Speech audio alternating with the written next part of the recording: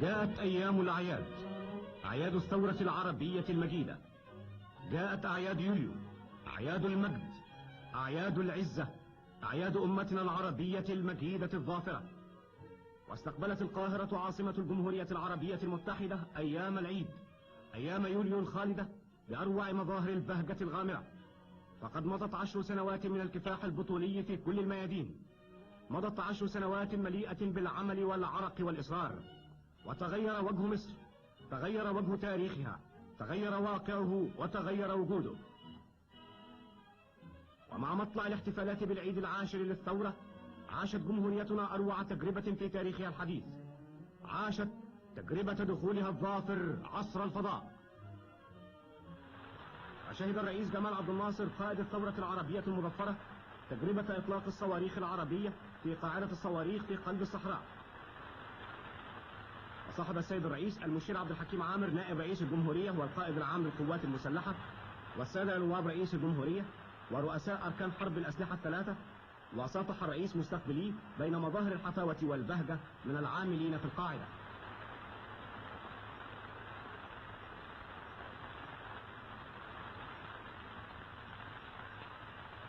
وقصد الرئيس ومرافقوه إلى حيث أجريت أول تجربة لإطلاق الصواريخ العربية، القاهر والظافر.